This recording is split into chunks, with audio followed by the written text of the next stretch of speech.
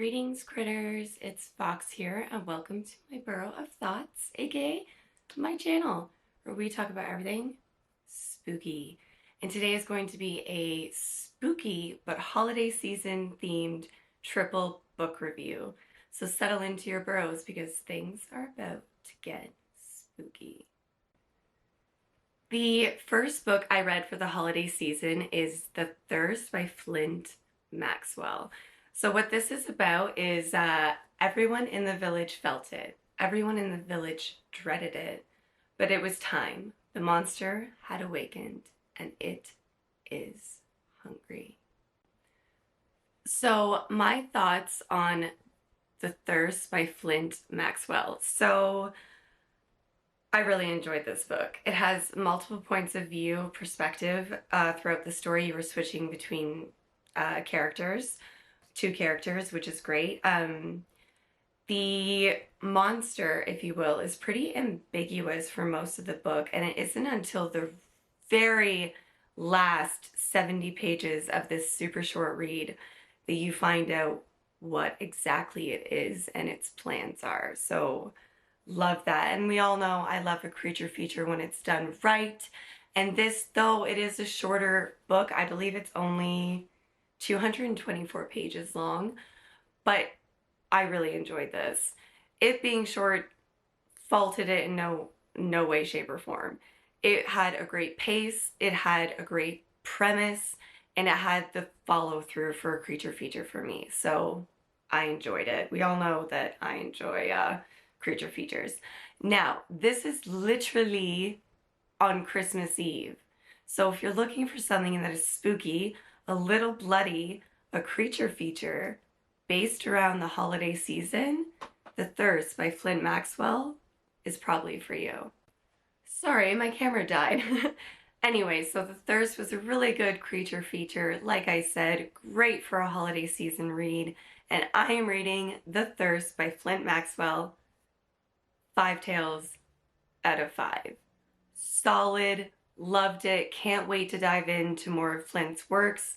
I've read Creature, The Whisperers, and now The Thirst, and I am here for this author. The next book that I read for the holiday season is The Retreat by Elizabeth de Mariafifi. Mariafifi is what I'm going to go with. Here we go. And I'm sorry if I am mispronouncing that. Now, what this book is about is there's a group of artists that are all different types of art, and they go to this retreat up in the mountains. Everything is going great up until a natural disaster strikes and they are snowed in waiting for rescue. But that is the least of their worries when they find a body and they don't know who or what the culprit is. Okay, so my thoughts on The Retreat.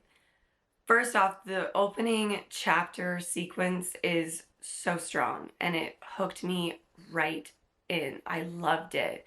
And it actually matches the ending of the book in the sense of pace, the heart pumping, just what is going to happen feeling you get when you read the first part.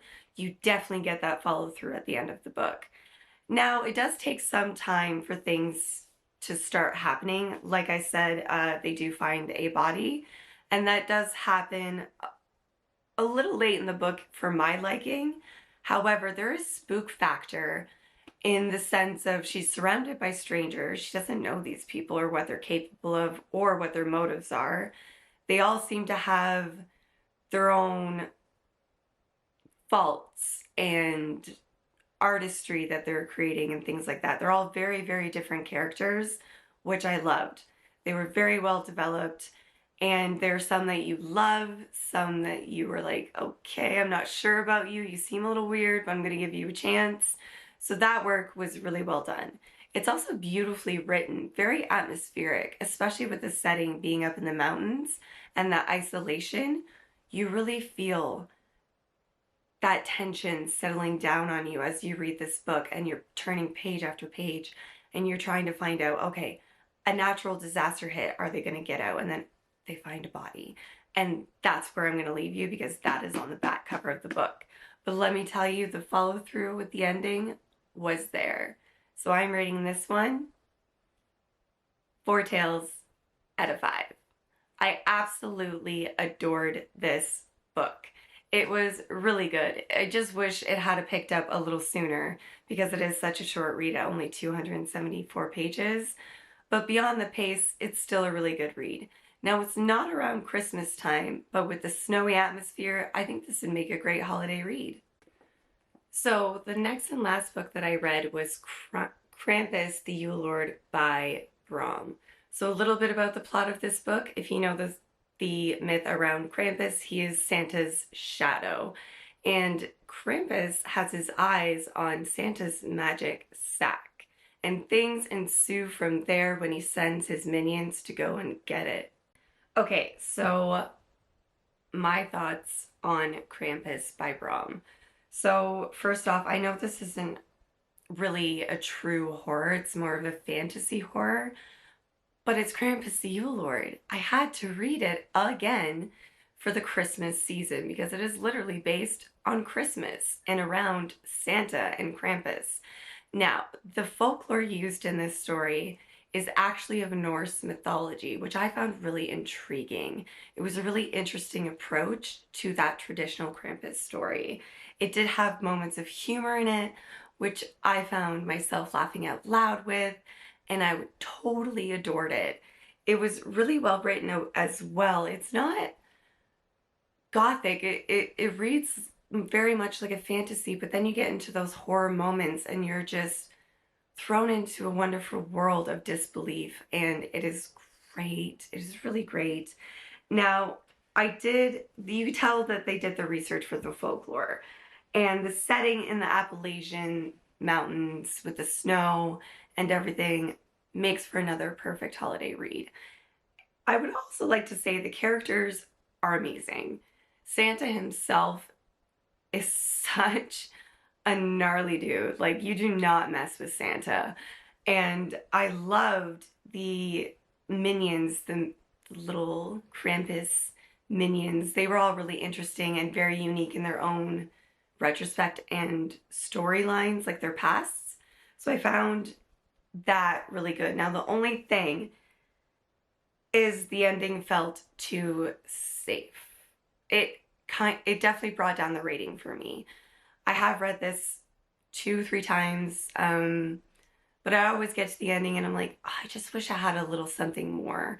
So that all being said, Krampus, the Yule Lord by Brom, I am rating 4 tails out of 5. It was a pretty decent Christmassy read. Well, critters, that's all from this Den of Frights today, or rather, tonight. Thank you so much for being here, watching, and your support. It means the whole wide and wild wilderness to me, critters. It really does. And until next time, stay cozy and stay spooky. And happy holidays. Bye.